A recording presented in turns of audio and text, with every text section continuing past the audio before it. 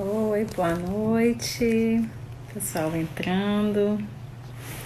Boa noite, gente. Vamos só esperar a Neide entrar. Eu acho que ela ainda não entrou. Neide, se você entrou, manda um oi aí.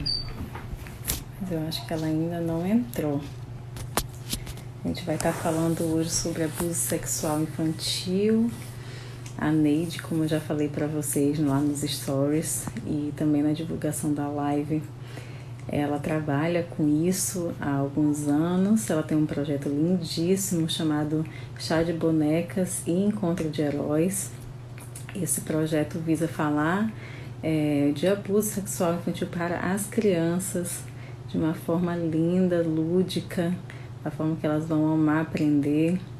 E a gente está trazendo a Neide aqui no Rio de Janeiro para poder estar ministrando o curso desse projeto, para a gente ficar apto para fazer isso com as crianças aqui e também falar para os pais um pouco sobre abuso sexual infantil, né, os cuidados que nós devemos ter e tudo mais. Então essa live a princípio vai ser para responder as perguntas que a gente lançou lá no questionário, lá nos stories. Então a gente recebeu bastante pergunta. Talvez a gente não consiga responder todas hoje, porque esse é um tema também que uma coisa vai puxando a outra, né? E aí, caso a gente não consiga responder tudo hoje, a gente vai certamente fazer uma segunda. Olá, boa noite. Oi, boa noite, amiga. Como é que Boa estamos? noite. Tudo certo aí? Tá tudo ok. Que bom, que bom. Então já te apresentei aqui para o pessoal que chegou na horinha. Já te apresentei, falei quem você é, como é que é o seu trabalho, mas nada melhor do que você mesmo explicar, né? O que é que você faz, como é que funciona esse seu projeto. Explica bem rapidinho que a gente vai responder aquelas perguntas e Assim, já até falei para eles aqui que provavelmente a gente vai ter uma segunda live para poder falar melhor sobre o projeto e terminar de responder as perguntas também, porque esse tema é muito abrangente, então assim, uma coisa vai puxando a outra. Quando a gente vê, a gente não consegue finalizar tudo, né? Então é importante que seja tudo bem mastigadinho, né? Para o pessoal conseguir entender. Então acho que certo. em uma live só a gente não vai conseguir dar conta de falar tudo. Mas fala um pouquinho do seu trabalho, o pessoal que não te conhece ainda, para que eles possam também ter expectativa sobre a sua vinda aqui, né? Que bom, fico feliz. Eu só queria saber se a minha voz tá chegando bem. A sua para mim tá baixa, tá? Eu não sei se é o meu, mas eu não sei se tá chegando bem para todo A mundo. sua aqui pra mim tá boa. A minha tá baixa pra todo mundo aí ou é só pra Neide? Alguém me confirma, por favor, se a minha voz está baixa. Mas a sua aqui pra mim tá perfeita, Neide. Tá, então tá Me ouve bom. perfeitamente. Que bom, fico feliz. Bom, gente, então, eu trabalho com prevenção de abuso sexual infantil já há quase 5 anos, né? Estamos inteirando aí os 5 anos, e é através da contação de história. Então, é uma metodologia que é feita através dessa forma lúdica, né? De ensinar para as crianças a prevenção, né? Como a criança ela identifica uma interação sexual, uma interação abusiva, né? Então, que às vezes pode vir mascarada por uma higiene pessoal, pode vir mascarada por uma brincadeira, né? Ou uma proposta mesmo do abusador mais explícita, mas onde muitas vezes o abusador envolve a criança numa trama, fazendo com que a criança acredite que aquilo é normal, é natural, acontece com todas as crianças. Então, através da contação da história, né, de história, nós começamos a levar, então, informações para as crianças, né? Não é educação sexual, tá? Nós não trabalhamos com questões de sexualidade, porque são coisas distintas, né? Embora muita gente faça essa confusão de tema,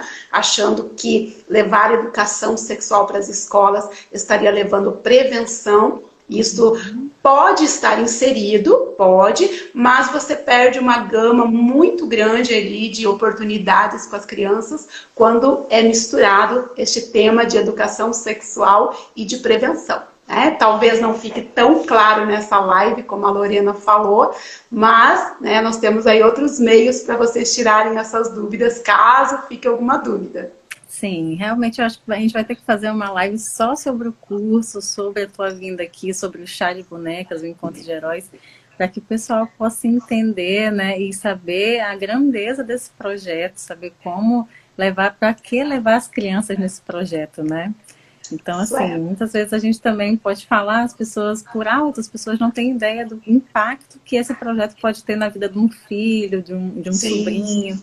Então, assim, é bom, eu acho que mesmo, Neide, a gente marcar uma próxima live para falar só sobre esse projeto e a grandeza dele, né? A importância, né, de ter ali as crianças participando.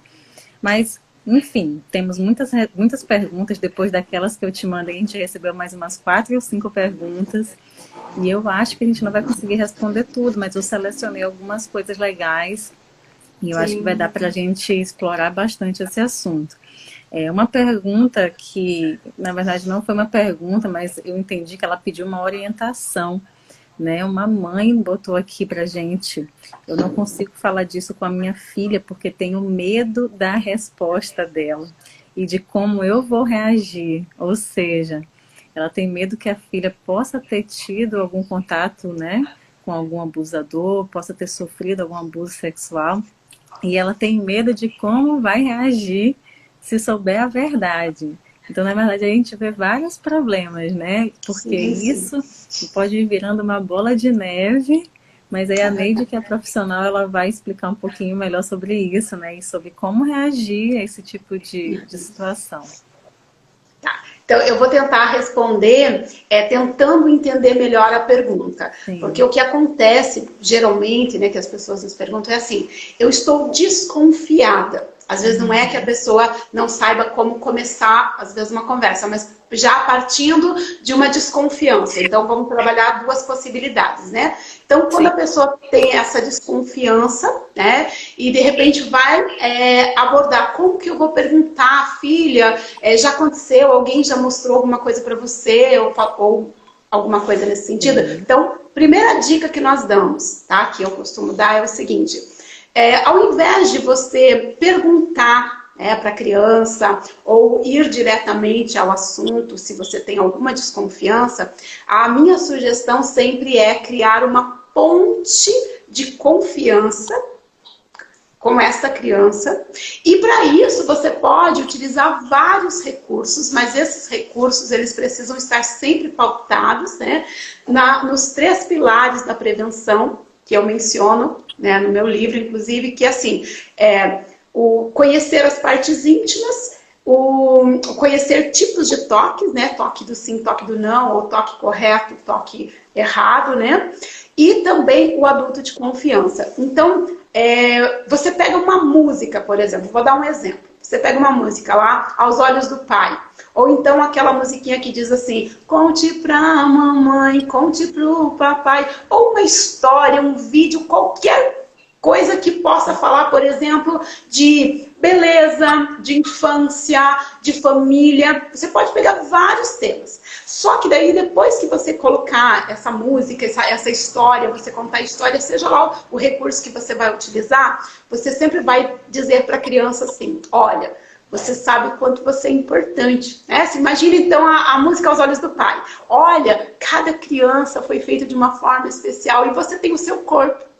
E todo o teu corpo é valioso. Daí você pode nomear lá nariz para cheirar, a boca para falar, e para comer, para dar risada, e mãozinhas para tocar. Então você vai trabalhando da maneira como você se sentir mais à vontade. Aí depois que você falou sobre isso, você vai falar também que existem partes do corpo, tá, que são partes íntimas. Aí você explica o que é parte íntima. São partes que, olha, aí você vai nomear também quem são as pessoas que podem tocar, ver, tá? Então, só eu e a vovó, tá? De repente a mãe vai dizer assim: só eu e a vovó. Ou só eu e a tia fulana da escola. Vocês é que precisam estabelecer quem são essas pessoas. E isso pode ser gradativo. Por exemplo, Lorena, o seu filho hoje não frequenta uma creche. Então, quem? Sou eu e o papai. Eu, o papai e a vovó. Tá? Então vocês vão... Aí chegou o momento do Rael ir para a escola. Então, filho, ó, a partir de agora, quando você for ao banheiro, se você precisar de ajuda, é só a tia fulana de tal e a tia fulana de tal. Vamos imaginar assim, entende? Sim. Tá. Mas vamos imaginar que você tá nessa situação aí de dentro de casa, então você contou uma musiquinha, você falou das partes íntimas, e daí você vai dizer, olha... Não pode deixar pessoas mexerem. E você também não pode mexer nas partes íntimas de ninguém.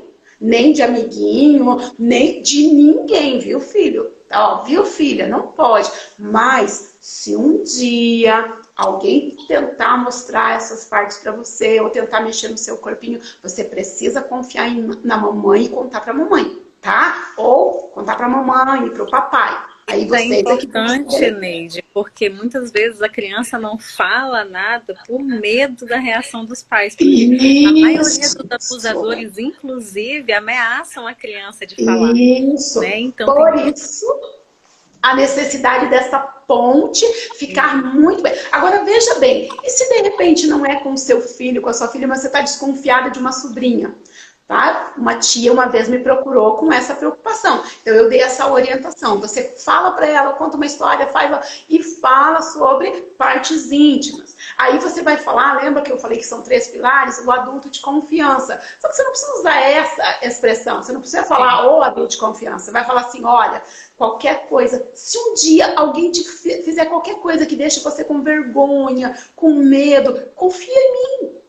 Eu vou fazer de tudo para te ajudar. Agora veja bem, outro cuidado que os papais, as mamães precisam ter, os educadores precisam ter, é assim, não dá um desfecho. Por exemplo, olha, se alguém fizer isso, você me conta, porque essa pessoa eu vou pôr na cadeia. Pronto. Você pode estar correndo o risco de nunca essa criança te contar, entende? Sim. Porque se for uma pessoa que ela ama, tá? Uma pessoa em quem ela confia, ela nunca vai contar. E outra, você pode e até abrir mesmo o medo dela, né? De falar assim, meu Deus, ela vai contar e vai acontecer alguma coisa, sim, vai botar na cadeia. sim, Então a criança com toda ela já certeza. aumenta, né? Isso. E já imagina.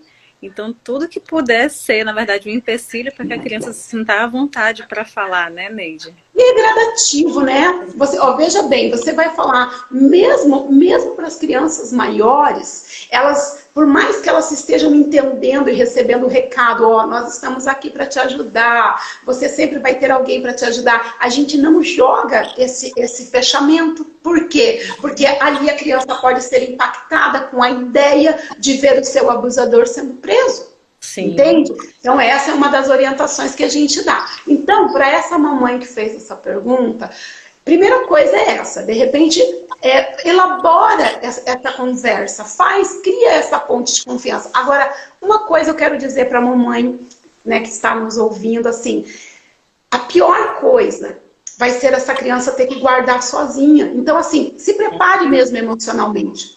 Talvez você já esteja com algum temor por alguma desconfiança, então pense o seguinte, você precisa ser para essa criança, ela não tem condições de trabalhar sozinha essa pressão de um possível abuso, tá? Mas, veja bem, você também pode buscar a ajuda de um profissional, tá?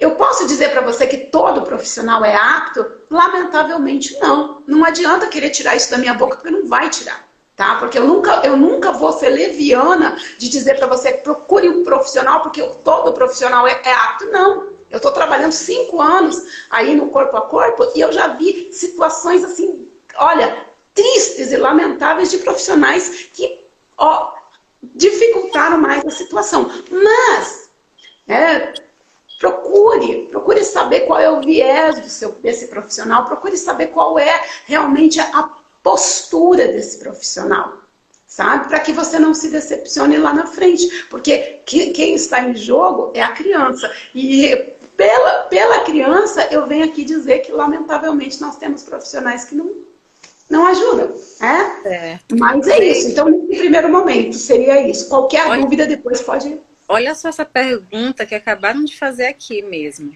E se disser que o papai pode tocar e o papai for o abusador? Eu até recebi depois uma pergunta sobre isso também, então já aproveitando que foi feito aqui Sim. mesmo na live, a gente já pode falar sobre esse assunto, né? Até teve uma pessoa Uhum. que botou muito medo, eles estão mais perto do que imaginamos. Então, realmente, Então, os casos de abuso, muitas vezes, até li isso no teu livro, né, também, que às vezes a gente fala, cuidado com o tio do saco, cuidado que vai passar o homem na rua e vai te levar, cuidado com isso. Mas, na verdade, as pessoas que estão dentro de casa, as pessoas que estão sim, mais próximas, é ali que muitas vezes está o perigo, né? A maioria dos abusadores são pessoas sim. próximas e de confiança da família. Então, o que fazer nesse caso, né? Se disser que o papai pode tocar, mas o papai É. for o abusador.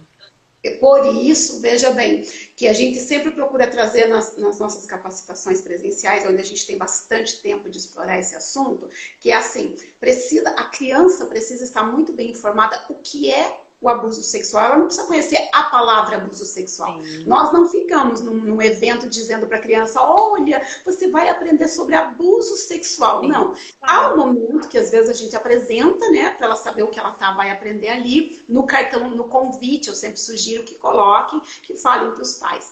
Mas nós ensinamos o que são interações abusivas. Porque, lamentavelmente, Lorena, muita gente adulta muito confusa quanto à questão de abuso sexual. Então, geralmente a pessoa entende o seguinte, que abuso sexual é quando há um toque.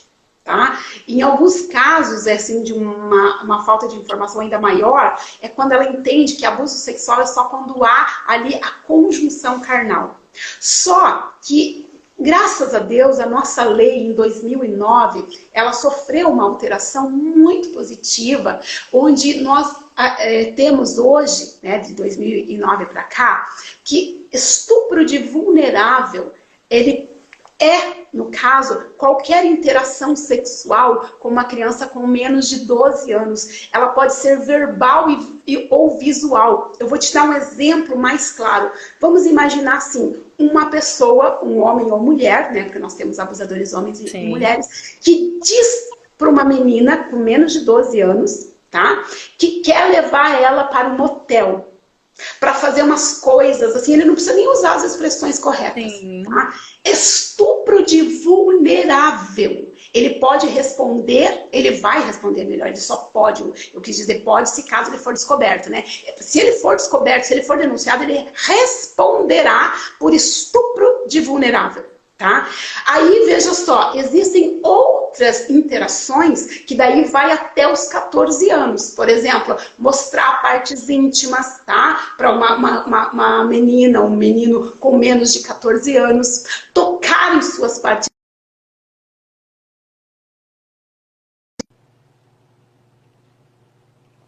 Para menos de 14 anos. Eu acho que deu uma falhazinha ainda na internet. Voltou? Tá me ouvindo? Voltou. Ótimo, vamos lá. Então, são essas diferenças. Então, a gente precisa ensinar para a criança, por exemplo, que se uma pessoa quiser lhe mostrar, tá, qualquer vídeo com pessoas sem roupa, a gente usa essas expressões geralmente com a criança. Olha, se um dia alguém, não importa quem, não importa se é o amiguinho da escola, não importa se é a pessoa que você acha super legal, não importa se é uma pessoa bem amiga da família, não importa se é uma pessoa que você confiava. Porque, olha, qualquer pessoa que mostrar, então a gente mostra o abuso sexual como interações visuais, verbais, tá? E também de toque. E olha que interessante, não é só questão de lei.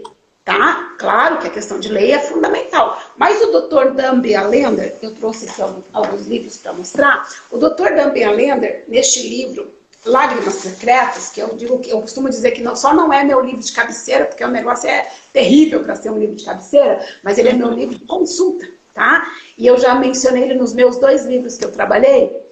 O Dr. Dan B. Allender, ele fala dos danos dessas interações abusivas, inclusive verbais. E nós estamos vivendo aí um tempo de músicas extremamente pornográficas. Então a gente precisa conhecer isso também. E o abusador pode estar se valendo desses recursos. Veja como é triste uma casa onde as crianças costumam ouvir músicas com conteúdo pornográfico. Essa mãe dificilmente perceberá uma intenção e uma interação abusiva de um parente. É lamentável, né? Sim. Mas entende a resposta dessa pergunta? E se for o pai? Então a gente ensina para a criança o seguinte: ninguém pode mostrar. Agora, por isso, alguns cuidados, né? Como as pessoas perguntam para mim a questão de tomar banho com criança, né? Como é que fica a questão do banho, a questão do beijo na boca. Então, né? A gente tem as respostas para esses cuidados também, que são interações que para uma família pode ser vista como normal, mas pode abrir um precedente para o abusador. E essa família ou essa mãe teria mais dificuldades para perceber essas interações abusivas, né? Sim. Acabamos de ver aqui uma coisa também, ó. O meu cunhado abusou da filha dele quando ela tinha 8 anos. Ela me contou hoje, com 26 anos, me pediu para eu não deixar minha filha perto dele. Eu tenho pavor dele e só de imaginar fico nervosa. É isso, né, Neide? Às vezes a pessoa guarda por tantos anos com medo, né, de se expor. Aí ela foi abusada com 8 anos, ela foi falar com 26. Tem pessoas que nunca chegam a falar, né, Neide? Porque às vezes a própria família não entende, não sabe como reagir, né? Então a pessoa tem medo de expor a situação.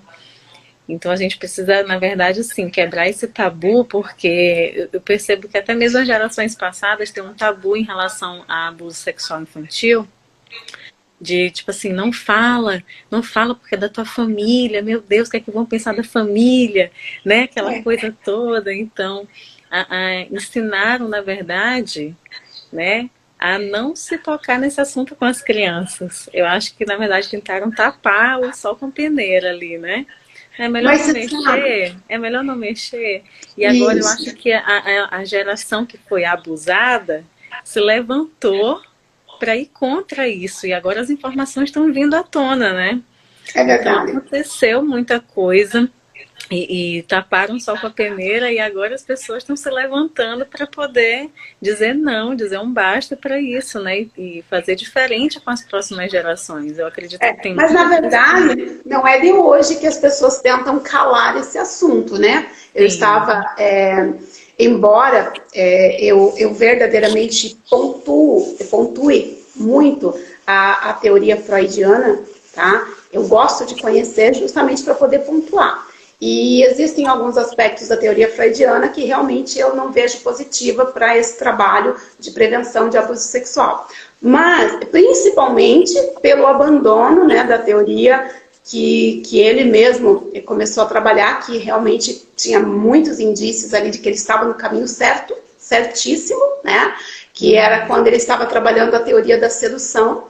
E as pessoas não aceitaram. Então, ele ouviu muitos relatos de mulheres que estavam tendo problemas psíquicos, né? E que era tratado a histeria, no caso. E quando ele veio trazer esse assunto, ele foi podado. Ele não foi aceito. E, lamentavelmente, ele acabou abrindo mão de uma teoria. E a gente vê isso se repetindo. Então as pessoas não querem, as pessoas preferem qualquer explicação. É lamentável que Freud tenha abandonado essa teoria, né, que Sandor Ferenczi, inclusive, que foi um psicanalista da mesma época, né, um contemporâneo de Freud, ele sustentou. Ele sustentou. Por quê? Porque ele acreditava no começo, e ele depois passou a dizer o que ele havia dito, que é o seguinte, que a origem da histeria estava nos traumas sofridos por crianças, no caso, assim, que eram abusadas sexualmente. Né? Só que a sociedade não aceitou esse discurso de Freud e ele também achou por bem negociar ali. E Sandor Ferenczi, ele fala... Queimar, né? Para se queimar. É verdade, é lamentável, né? Existem estudos, inclusive, que mostram que a intenção, porque na verdade quem conhece, todos, mesmo aqueles que aplaudem Freud, e eu também não vou deixar de dar para ele algum mérito, porque Claro. ele foi, né, ele trouxe muita contribuição positiva, mas olha só o que acontece. Essa área deixou a desejar nesse sentido, né? Deixou principalmente porque o que ele tinha de mais precioso, ele acabou negociando, de repente, por conta de querer uma fama. E eu vejo isso acontecer de novo. As crianças novamente vão ser expostas por conta de uma... Não, eu vou falar para vocês o que vocês querem ouvir. Então eu vou falar para vocês assim que um pouquinho de masturbação infantil pode, porque de repente é o que a maioria das pessoas querem ouvir. É mais cômodo. É isso que eu ia falar. É cômodo você não confrontar a criança, não perder ali o seu tempo disciplinando, ensinando, discipulando a criança. Não, e é cômodo também. Custa muito, né?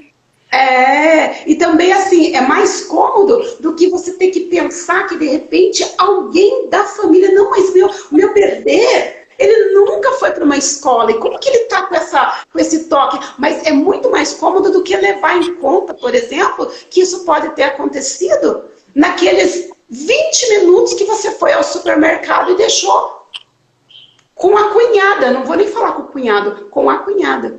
Não, Neide, mas... Pois é, lamentavelmente a gente tem casos e casos e casos de cuidadoras, por exemplo. Nós temos, na verdade, o abusador pode ser qualquer pessoa, né? Em qualquer momento. Agora, né? Neide, como também é uma linha muito tênue, né? Então, assim, como também a gente não ficar obcecado com isso, né? Porque se a gente for pensar em cada detalhe também, a gente fica obcecado, né? Então, olha, tem muito disso. Às vezes fala assim, Lorena, você não fica obcecada? Eu falo, olha só. Eu tenho muita convicção da forma como eu crio o Rael, né? Então, assim, ele é muito pequenininho, ele tem 1 ano e fez 9 meses agora. Até já te comentei isso. Mas eu já falo com ele no banho sobre toque. Eu já ensino a musiquinha, eu inventei uma musiquinha para ele. Eu canto essa musiquinha no banho e ensino para ele quem que pode tocar no pipi, quem que pode tocar no bumbum. E se machuca o bumbum, como é que faz? Se faz dodói, se faz... Então, foi uma das primeiras coisas que eu ensinei o Rael a falar, é dodói, bumbum, dodói. Então, inclusive, ele teve um probleminha meio retrasado, que ele precisou ficar internado, porque teve uma infecção urinária. E ele se expressou de uma maneira assim, ele que me contou que ele estava com isso. Então, para uma criança de 1 ano e 6 meses na época, dizer que estava, né, sentindo alguma coisa, porque eu já estava ensinando ele a expressar qualquer tipo de incômodo nessas áreas. Então, assim, a gente também tem que ter essa noção, esse senso, né, de ensinar os nossos filhos desde pequeno. Eles não são novinhos demais para compreender. Né? Claro que você também não vai... A forma como você fala, né, Neide? Não corrija aí se eu estiver errado, mas a forma como você fala com uma criança de 1 ano e 8 meses, 9 meses, é diferente da forma como você fala com uma criança de 12. Então você também não pode chegar e falar abuso sexual, isso não existe, né? Então, não, veja só, esse livro aqui, inclusive, que eu quero... tudo na brincadeira. Né? O Hora do Banho, ele traz justamente uma luz sobre essa questão de como você vai ensinar a criança e não é ficar enchendo linguiça, tá? Porque eu já vi umas pessoas aí que querem trazer uns negócios que eu fico pensando da onde, né? Qual foi realmente ali a base que a pessoa tirou, de repente, para tanta linguiça, né? Para encher, desculpa a expressão técnica que eu estou usando agora, encher linguiça, né? Mas porque o que acontece, primeiro, né? Que você não... Se você usar uma linguagem correta, tá? E não é só a linguagem, é a tua expressão, a forma como você vai apresentar para a criança. Se você estiver falando assim, olha, se alguém mexer aqui não pode, você está fazendo cara de nojo, de medo, de susto, você vai transmitir você vai passar uma informação. Agora, quando você está ensinando para a criança a valorização do seu corpo, quanto ela é preciosa para você enquanto mãe, né? E você vai passar também as informações com a segurança que você tiver. Olha só, você estava falando aí, né? Você conhece o seu filho, o limite dele, e a questão de ficar neurótico ou não. Eu estudo esse assunto há mais de 15 anos. Aí um dia uma pessoa perguntou para mim, Neide, você não tem medo de adoecer? E eu disse para essa, era uma colega de trabalho, eu falei assim, olha, na época, só para vocês terem uma ideia, eu estava estudando sobre Kinsey, que é ovacionado aí como o pai da sexualidade, tá? E existem muitas denúncias contra ele, que inclusive ele pagava, tá, estupradores. Por quê? Porque ele é o cara que tem como chama? Deixa eu ver se eu vou lembrar. Ele tem a tabela, tá? E da sexualidade, né? E assim, ele trouxe informações sobre orgasmo de criança e de bebê. A que custo? A que custo? A denúncia contra ele é de que ele pagava abusadores para ter esses dados. Tá? Ele alegou, na época, tá, que essas informações vieram espontaneamente de abusadores. Agora, eu gostaria de que alguém em sã consciência tentasse acreditar nisso. Que abusadores... Iria procurá-lo para livre e espontânea vontade. Não, assim, no caso ele disse que eram presos, presidiários, mas assim, qual é a noção que esses abusadores tinham de ter observado tudo isso que ele trouxe como ciência, Sim. Tá?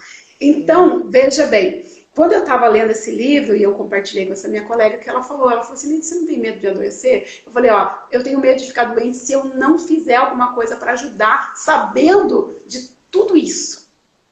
Então, o que acontece? Primeiro, existem formas corretas de nós ensinarmos. E outra, alguém já perguntou para mim assim, mas Neide, então, no caso, você não pode confiar em ninguém? Eu não posso confiar no meu marido, eu não posso confiar na minha mãe, eu não posso confiar... Eu falei, não, eu é que não posso confiar no seu marido. Eu é que não posso confiar na sua mãe, eu não os conheço. Eu não convivo com eles. Porque, veja bem, eu sou casada há 20 anos. Se alguém perguntar para mim assim, Neide, mas você pode confiar no seu marido? De repente deixar ele com uma sobrinha sozinha? Eu digo, posso. Como assim? Posso. Eu conheço a índole, eu conheço o comportamento, tá?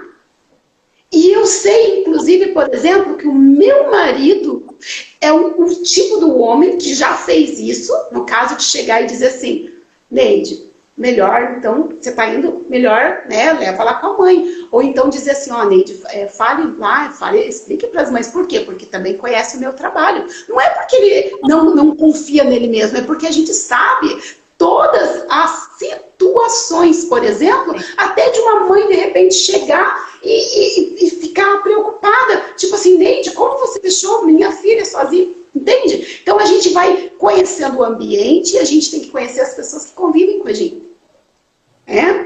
E saber, assim, por exemplo, é importante também que assim, a maioria dos casos de abuso sexual tem um adulto que sabe, ou que desconfia. Que desconfia, então, que sabe o que desconfia, né? Então, assim, ele também não passa desapercebido dos adultos, né? Então, a gente sabe com quem a gente está lidando muitas vezes, né? Conhece, exatamente o que você falou, a índole, o caráter da pessoa. Sim, a gente tem um livro, deixa eu ver se ele está aqui. Tem esse livro aqui, que eu acho muito interessante, eu mencionei ele no meu primeiro livro, que ele é um estudo de casos. E eu acho bem interessante, são crianças vítimas de abuso sexual, aspectos psicológicos da dinâmica familiar. Esta autora aqui, ela é uma psicóloga do Paraná. É muito interessante que no livro dela, como são estudos de caso, ela apresenta, assim, muitas situações onde a mãe da vítima, a maioria, porque a maioria foi abusada por homens, né? Pais biológicos, padrastos, né? Tios. E ela apresenta o seguinte, comentários da maioria dessas mulheres assim, eu desconfiava mesmo, eu achava que tinha alguma coisa errada. Sempre era ele que queria levar a fulana para dormir, era que colocava na cama.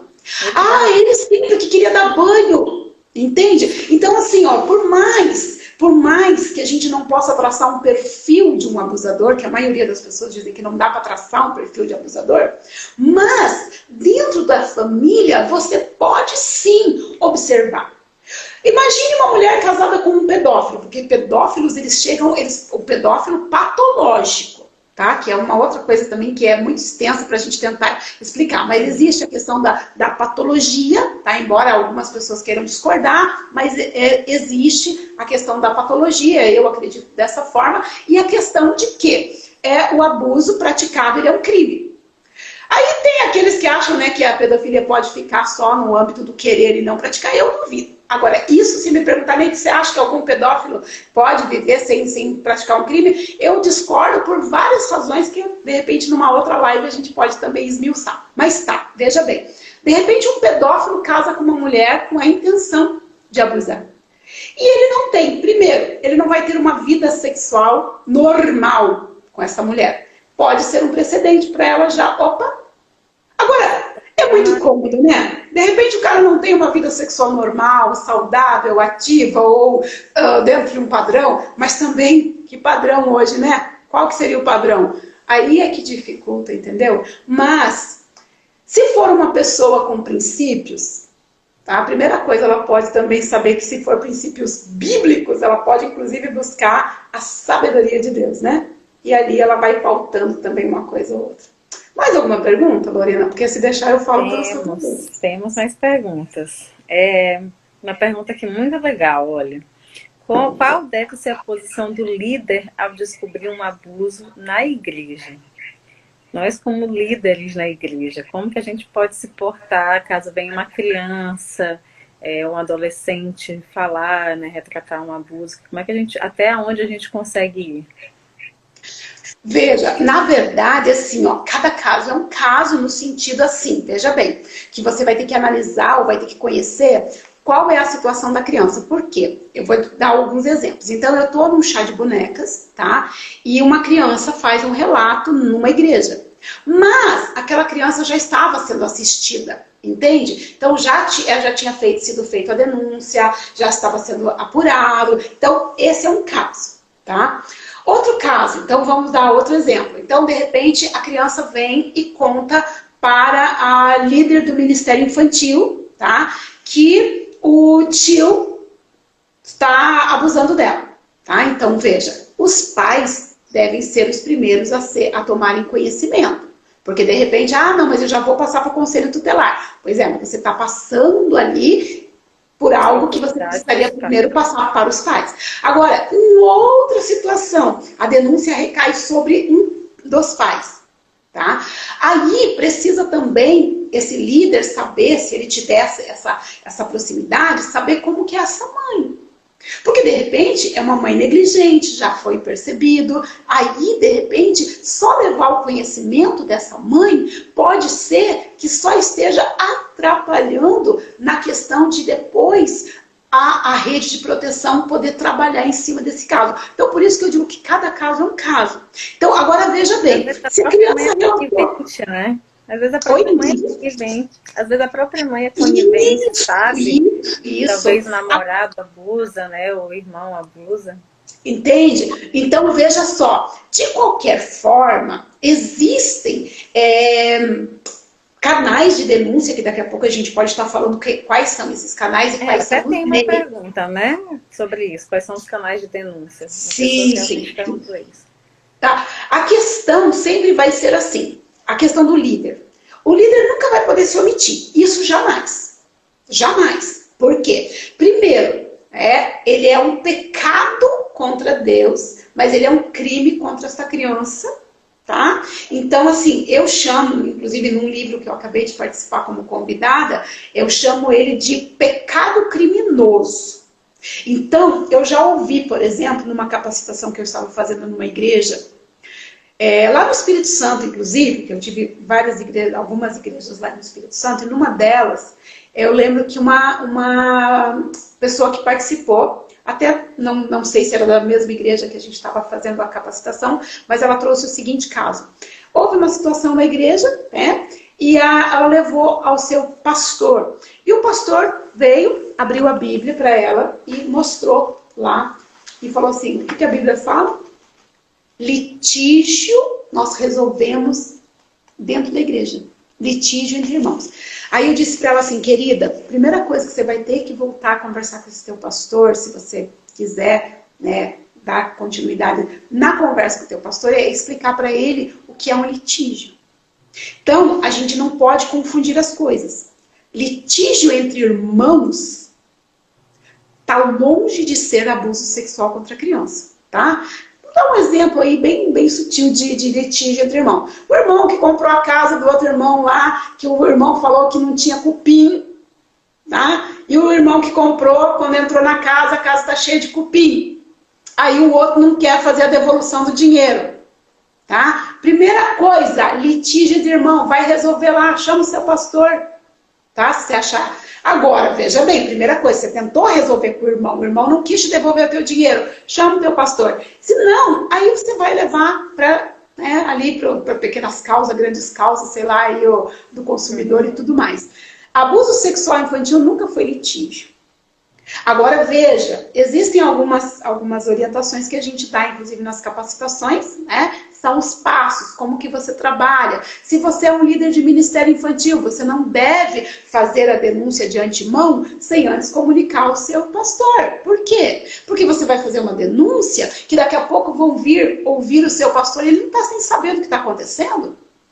Entende? Isso serve também para uma escola. Um professor ouviu uma denúncia de uma criança e ele vai fazer uma denúncia. Mas a instituição vai ter que responder por algo que ela não está sabendo. Agora, tá bom? Então eu ouvi da criança, que é a revelação espontânea. Tá? Que não é aquela escuta para não, quem tem que ouvir é psicólogo. Pera lá, gente, eu estou falando de uma revelação espontânea. E essa revelação espontânea também nós capacitamos justamente professores, educadores, educador cristão, inclusive a tia da cozinha. A pessoa que ela se sente à vontade para falar. Isso. E é importantíssimo saber como lidar com essa revelação espontânea. Porque ali você já pode, de repente, perder uma parte importantíssima que a criança está tendo coragem de contar ali e que pode salvar a vida dela. Mas então, quando que eu estava falando, a questão, vamos imaginar assim, o pastor ficou sabendo diretamente, tá? Sim. Então, pastor, você vai ter que analisar esses pontos, porém, você não vai poder se omitir jamais, tá? Então, chamou o pai, não chamou o pai, você vai poder, ou melhor, você tem que fazer essa denúncia. Essa denúncia para uma instituição, ela precisa ser feita ou através, eu posso falar já dos canais? Claro. Né? Ele pode ser feita para o conselho tutelar da sua cidade, tá? Mas nós temos também aí a promotoria, tá? Ao Ministério Público, e você tem também aí o Disque 100.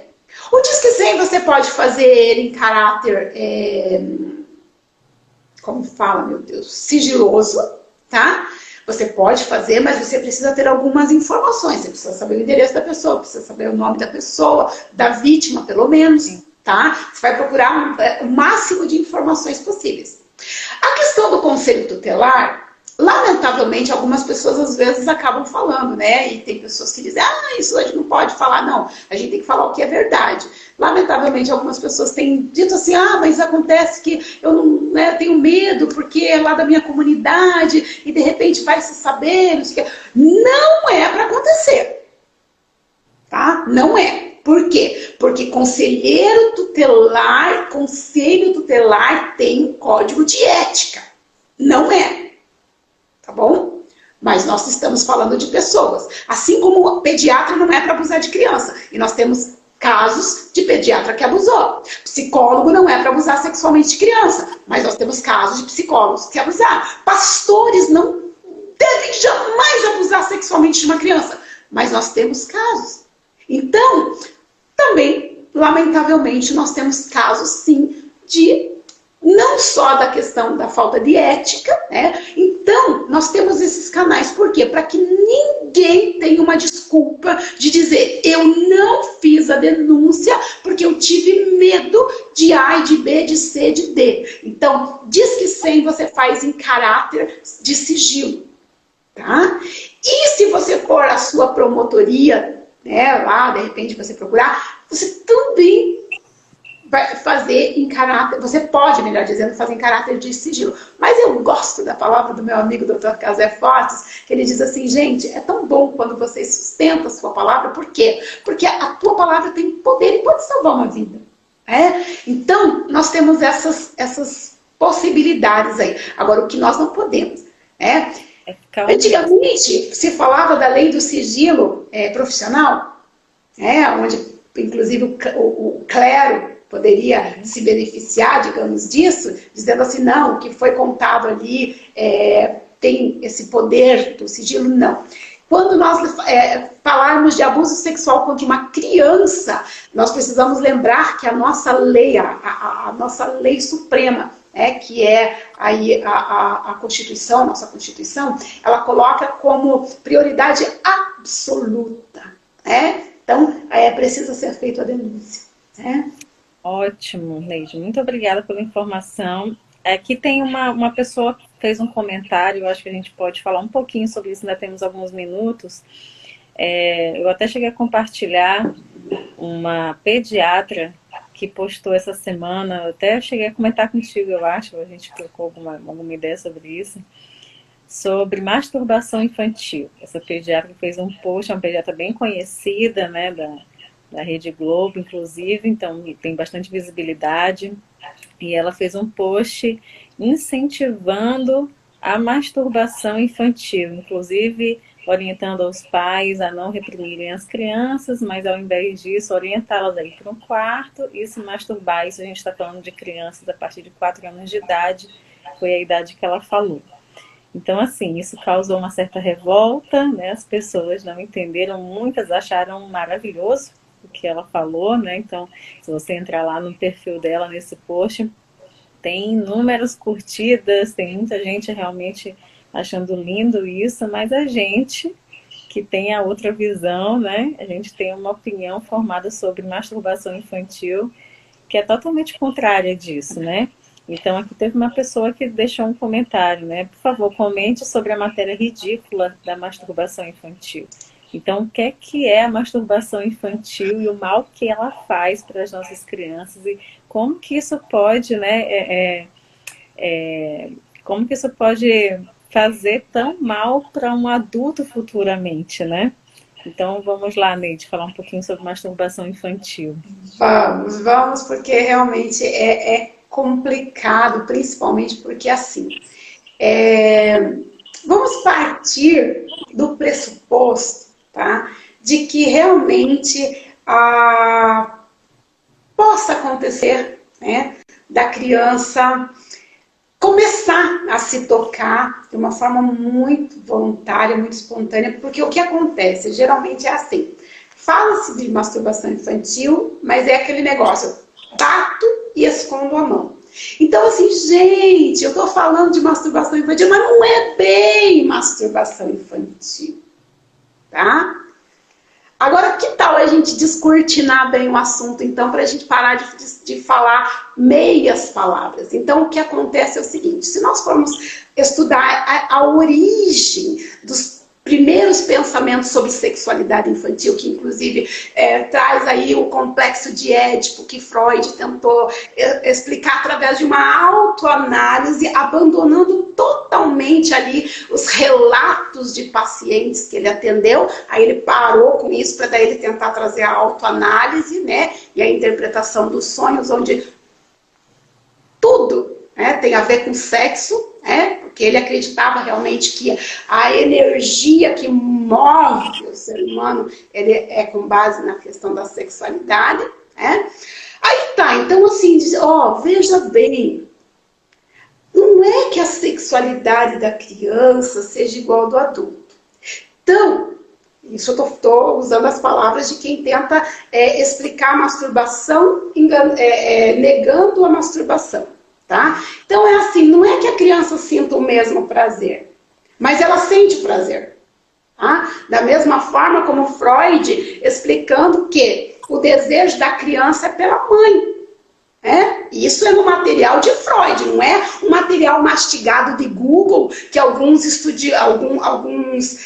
acadêmicos pegam só aquele miolinho, não, é lendo mesmo, é sentindo o estômago revirando. mesmo de ler, tá? Então, assim, a criança tem uma tara pela mãe. É isso que a base dessa sexualidade quer apresentar.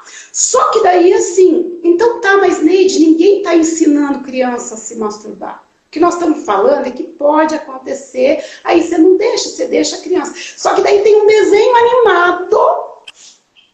animado que é defendido por essa classe, tá? Um desenho animado onde a menininha de 4 aninhos, tá? Isso daí de uma organização que, ó, o povo aplaude, compartilha material, tá? E sustenta, além de tudo, né?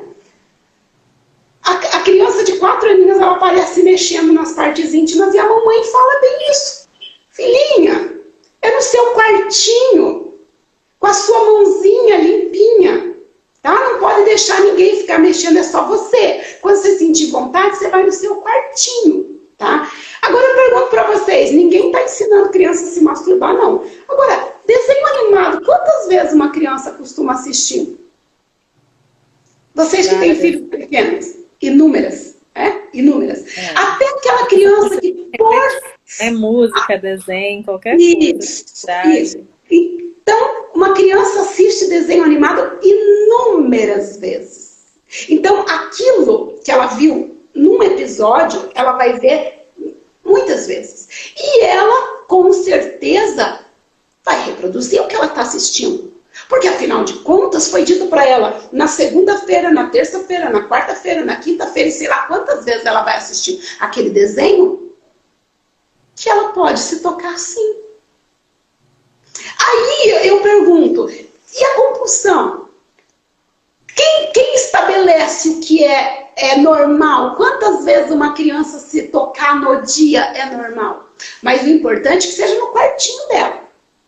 Agora, outra coisa que eu quero chamar a atenção é o seguinte, abuso sexual infantil, nós temos estatísticas, tá? Que esse povo mesmo se baseia em estatística, que é o seguinte, acontece geralmente em grupos de extrema vulnerabilidade social, né? Então seria assim, aquelas crianças que não têm um quartinho, que dormem 3 ou 4 na mesma cama, e que muitas vezes vê a relação do pai e da mãe, porque aquele entra embriagado, né?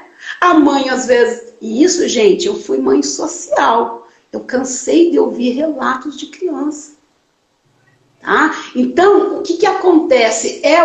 O que eu falo no meu livro aqui, o Hora do Banho, é passar no filtro do real e do ideal. O ideal é que cada criança tenha o seu quartinho e se acontecer. Então tá, agora voltando então para a possibilidade de que a criança se tocou ali. Agora veja bem, tenta lembrar quantas vezes você fez higiene íntima, higiene pessoal e o teu cérebro foi ativado. E a gente sabe, gente, a gente também já ouviu desses profissionais que a questão sexual ela tá mais aqui, ó, do que no físico. Tanto principalmente para nós mulheres, se a gente não estiver bem emocionalmente, psicologicamente, o negócio não acontece. Agora, quer dizer então que a criança, porque algumas desculpas aí, que a criança começou a se tocar, porque na hora que a mãe foi limpar, aí a criança sentiu aquele gosto, sabe, aquele prazerzinho diferente que não é igual o orgasmo, não é igual. Mas fez com que a criança voltasse a se tocar. Aí eu pergunto, quantas vezes você vai no banheiro fazer sua higiene e você sente alguma coisa diferente da pressa de você levantar do banheiro e resolver o que você tem para resolver? Porque não está no teu psicológico. Então, essas são umas respostas que não tem muita base. Daí então tá, mas vamos dizer então o que aconteceu, porque daí eu não posso provar, porque é empírico, né? É ciência empírica, né? Mas eu não posso provar.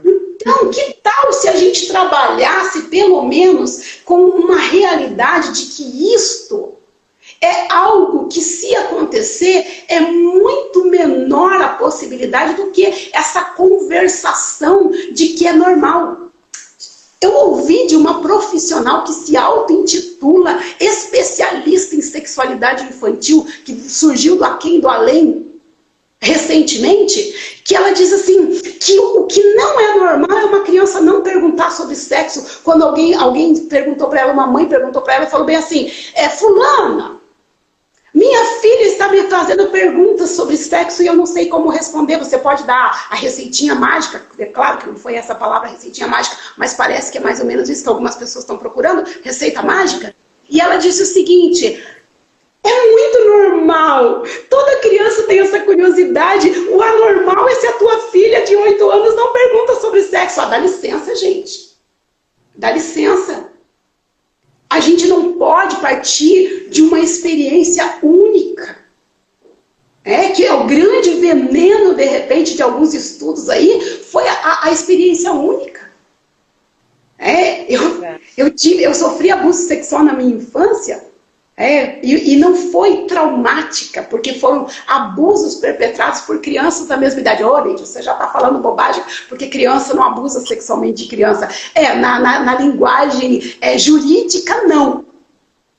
Na linguagem jurídica, não. Mas eu posso dizer para você que interações abusivas, mesmo partindo de uma criança, porque o que eu chamaria de uma interação abusiva? Quando há uma imposição, quando há uma diferença de experiências sexuais, por exemplo, não são duas crianças na tenra idade, na inocência, não, de repente uma já foi abusada sexualmente e ela vai impor sobre a outra criança uma experiência, algo que ela já experimentou de forma negativa, e era isso que propunham comigo. E eram realmente, assim, interações sexuais muito fora do que poderia ser chamado de curiosidade ou de jogos infantis. Tá? E isso trouxe muitas sequelas para a minha sexualidade, inclusive a questão da masturbação compulsiva. Vício em pornografia aos 12 anos, extremamente viciado em pornografia. Trabalhava como babá numa casa e o dono da casa tinha calhamaços de revistas pornográficas e eu me alimentava e eu precisava daquilo, e aquilo foi fazendo parte da minha vida. Só que eu não posso me basear só nas minhas experiências, eu preciso conhecer 5 anos de trabalho com criança. Olha, não me tenham como soberba, porque eu sento para ouvir quem tem para me ensinar. O grande problema hoje em dia é isso, as pessoas não querem sentar para aprender, para ouvir, e acham que um diploma é o suficiente. Agora, corpo a corpo, caminhar, você ouvir, você ler, você estudar, você, prática, né? Ir atestando. Mais do que muitas vezes o estudo, a prática. Sabe, de verdade, eu não quero parecer aqui assim uma pessoa arrogante, mas precisava sentar um pouquinho mais para ouvir. Eu fico feliz quando eu vejo aqui algumas colegas que já palestram sobre prevenção de abuso e que sentam para ouvir, porque eu faço isso. Não posso fazer com tanta frequência como eu gostaria, porque eu também tenho outros compromissos, tenho estudado aí até altas horas, mas quando eu sei que é alguém que também tem alguma coisa para oferecer, eu paro para ouvir. Eu convido as demais aí que estão palestrando, inclusive, sobre esse tema, por favor, parem para ouvir, vão estudar, conhecer um pouquinho mais, sabe? Porque está virando um nicho de mercado, prevenção de abuso sexual. Infelizmente, verdade. Neide, e assim, você falando sobre isso, eu lembrei aqui de uma pessoa... Parece brava, Lorena. Pareci brava agora, né? Oh, meu Deus, deixa eu dar um sorrisinho aqui. Olha como eu sou serena. O assunto que deixa a gente revoltada. Eu lembrei agora de uma pessoa que eu conversei há uns anos atrás, acho que uns 2 anos atrás, e era uma menina totalmente compulsiva em masturbação, né? Ela realmente já era uma adulta, não era uma menina, era uma mulher adulta, compulsiva em masturbação, ao ponto dela fazer 20 vezes por dia e não se contentar, né? E aí ela achava isso normal e ela achava lindo isso, ela achava que era um empoderamento dela, que ela estava bem e tudo mais. Só que aí quando eu fui conversar com ela, e fui na raiz, né, que a gente vai lá atrás, lá na infância, e tenta buscar o máximo de informação que a gente consegue ali, ela pequena, ela via os pais fazendo sexo pela fechadura da porta.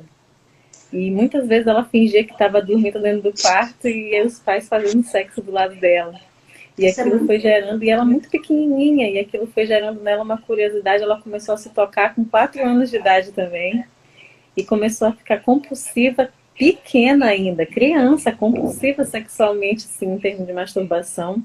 Ela virou uma adulta que o sexo não satisfazia mais ela, porque quando ela estava com um homem, ela tentava sentir o prazer que ela tinha sozinha e não conseguia, que a masturbação, a pornografia dá muito isso também, né? Sim, então você sim. chega, você passa a se conhecer de um tal ponto que um homem lhe tocando não te dá mais tanto prazer quanto você mesma. Né? É lamentável. É lamentável E porque... hoje, e ela continua ainda nessa roda e ela não consegue sair disso. Então, assim, para você ver a responsabilidade, né, que a gente tem com uma criança, porque os pais fazendo sexo na frente da criança, achando muito, não, às vezes até mesmo achando que a criança está dormindo ali, que não está vendo e tal, mas o que isso pode acarretar na vida da criança, né? Então, através disso, ela gerou a compulsão, através disso, ela foi conhecer, opa, despertou, o que é isso? O que é que meus pais estão fazendo? Como é que é isso? Então, eu também vou tentar. E aí ela começou. Então, ela ficou desde 4 anos de idade até hoje compulsiva. E o sexo já não satisfaz mais, a masturbação é que satisfaz ela. Então, assim, a gente vê quão mal isso pode fazer, né? E as pessoas, nem ela mesma, ela acha lindo isso, né? Ela acha que isso é bom. Então, as pessoas não percebem, né? Muitas vezes a gravidade disso. Ainda mais começando tão cedo, ainda na infância, né? E ela dizia que muitas vezes as amigas dela chamavam ela para brincar. Ah, vamos brincar, ainda criança. Vamos brincar, vamos aqui, vem para minha casa. E ela ficava pensando, eu não posso ir para casa da minha amiga porque eu quero me masturbar. Eu não posso sair para brincar na rua porque eu quero me masturbar, então eu vou perder tempo. Então ela diz que criança isso ficava consumindo ela. Então olha só, né, o nível que a pessoa chega muitas vezes de compulsão, né, por conta de algo na infância. Sim, é E a gente verdade. muitas vezes não dá valor para isso, né? Muitos pais fazem sexo na frente dos seus filhos e é como se nada, né? Eles não têm noção da gravidade disso. Isso, para mim, é um abuso sexual também. Né? Isso é uma Mas agressão à criança. é um abuso sexual e assim, é claro, veja bem, que pode que tenha sido sem intenção, mas nós temos casos intencionais. Nós temos casos intencionais que às vezes um dos parceiros sugere, tá? E até eu jogo um pouquinho de luz nesse assunto também no meu livro, porque teve um caso que eu mencionei no livro como exemplo, né, de uma mãe que o namorado, o médico, inclusive, ele ejaculava no seio dela para que a criança depois mamasse. Tá? É um negócio assim, é um terrível mesmo, né? Só que isso é apenas um caso dos muitos que a gente conhece e alguns desses casos, inclusive, eu também ventilo isso no livro, que geralmente são para produzir material de pornografia para a rede de pornografia, rede de pedofilia. Então, as mamães solteiras, apaixonadas, precisam tomar muito cuidado. Eu fiz uma live só sobre abuso de bebê e eu falava sobre esse cuidado. Por quê? Porque existe uma rede de pedofilia se aproveitando desta faixa, desta fatia, digamos assim. Então, há casos onde o abusador, ele propõe para sua parceira e ele vai buscar essas mães solteiras, essas mulheres que estão aí loucas para casar. Aí o que acontece? Primeiro, geralmente ele começa com coisas leves, tá? E até teve um outro caso que eu também comentei, que assim, o cara pede para que ela comece a mandar nude para ele, coisa dela, mas o cara tá na cadeia. Tá? E ela sabe que o cara é um presidiário, mas ele está trabalhando, ele está produzindo material para uma rede de pedofilia. Isso ela não sabia. Aí ele vai apimentando a conversa e uma hora ele pede para ela fazer com o filhinho dela o que ela gostaria de fazer com ele. Meu Deus. Beijo na boca, alguma coisa assim. Vai aumentando. E ele vai guardando aquele material. A hora que ela se recusa, ele já tem o material na mão. Prestem bem atenção e vamos tentar compartilhar essa estratégia diabólica aí, tá? Criminosa e diabólica. A partir do momento que essa abençoada e apaixonada cede qualquer material, às vezes o mínimo que seja, às vezes um seio desnudo, alguma coisa assim, para ele já é o suficiente para ele dizer assim, você não vai fazer? Pois bem, tá aqui, ó. Você quer que eu jogue na rede social? Você quer que eu vá falar com o seu pastor? Você quer que eu vá falar com o seu pai, com o padre da sua igreja? O que você quer? Aí ela vai aumentando. Ele vai aumentando. E aí a rede de pedofilia também está sendo. Mas tem aquelas que realmente fazem parte ali dos fetiches. E às vezes pode acontecer até no meio de casais. Gente, mas por que isso?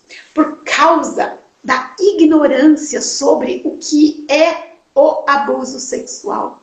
O que ele acarreta como malefício para a mente de uma criança. Então é assim, Lorena, fala para mim, o que você lembra que acontecia com você quando você tinha 1 ano e meio?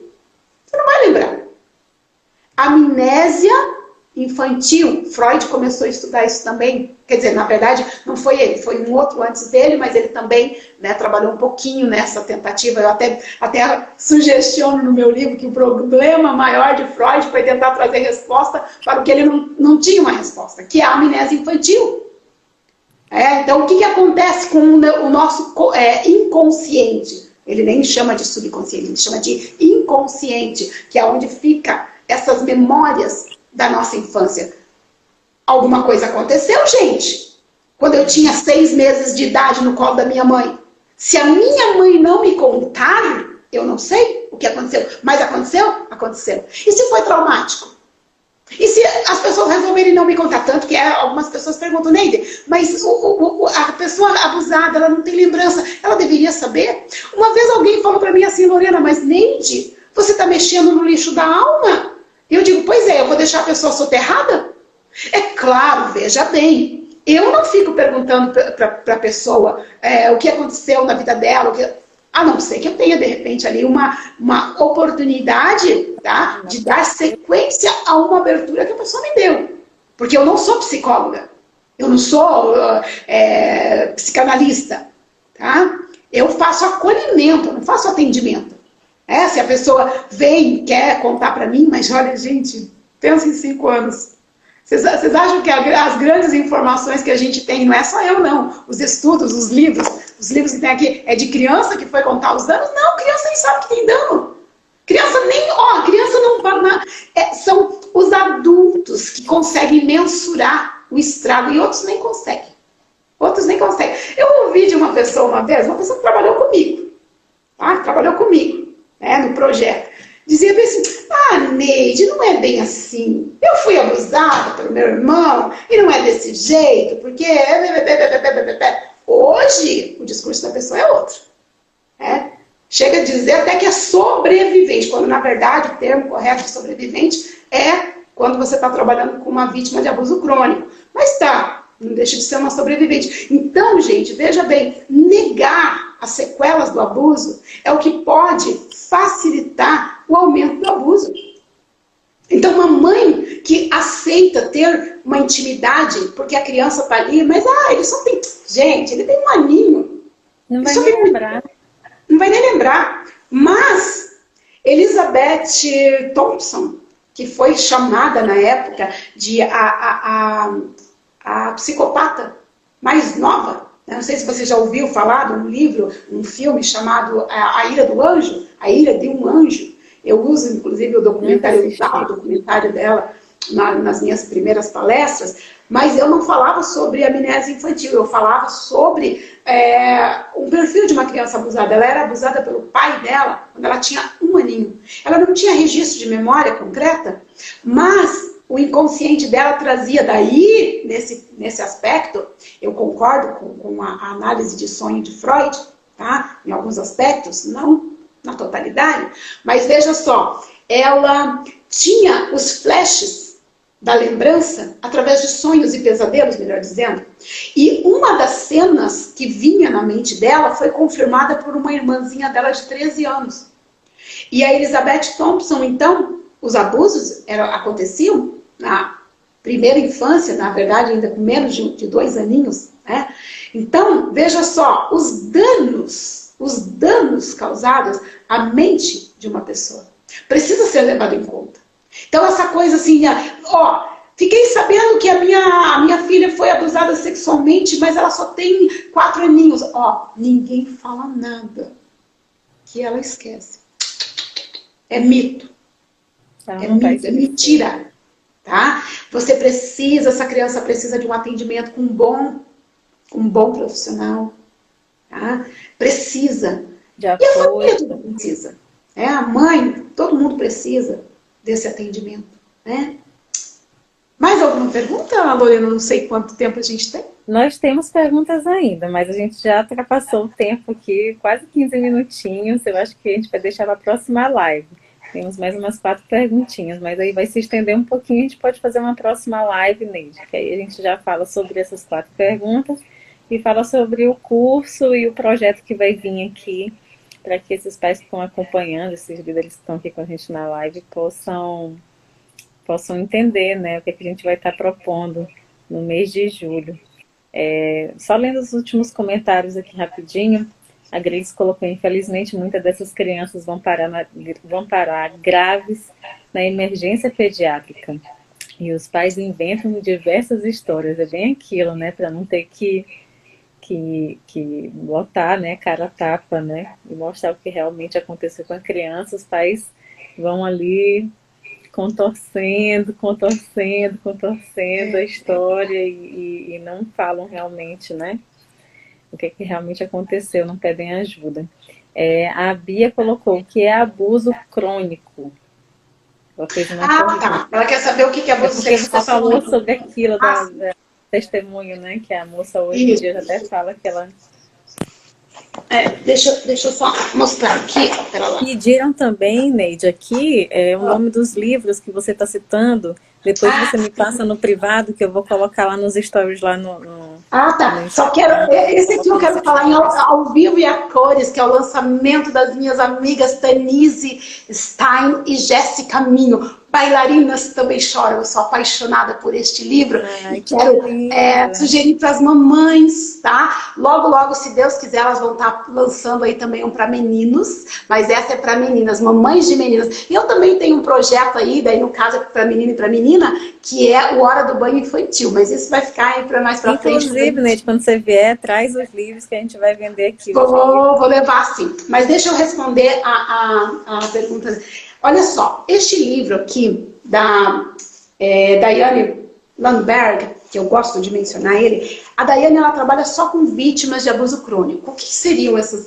Você imagina, geralmente as vítimas de abuso crônico, elas são vítimas de incesto, tá? Que é aquele abuso que acontece corriqueiramente. Por exemplo, a menina é abusada 2 vezes a semana, todos os dias, 2, 3 vezes no dia, lamentavelmente, às vezes, né? Tá? Então, isso a gente chama de abuso crônico. Então, essas pessoas a gente chama de sobrevivente. Mas qualquer pessoa que sofreu abuso sexual a gente chamaria de sobrevivente. Você pode chamar, só que no que a gente erra quando a gente faz isso? Porque assim, eu sofri abuso sexual em várias situações, não foi só essa da minha infância, depois eu me tornei menina de rua, fui para prostituição e também experimentei outro tipo, lamentavelmente, sofri outro tipo de abuso, tá? Mas eu não me consideraria uma sobrevivente nesse sentido, por quê? Porque se eu comparar a minha vida com o histórico de uma menina que não pode dormir, porque ela não sabe quando o abusador entrará no quarto. Então, todas as funções orgânicas e psíquicas dela precisam estar sempre em alerta. Neide. Oi. Preciso te interromper. Preciso desligar agora e te ligo já para finalizar. Eu tô com 1% de bateria. Não perder essa live. Vou salvar e te ligo já já, gente. Volta aí que é só pra gente finalizar esse assunto. Tá bom, tá bom.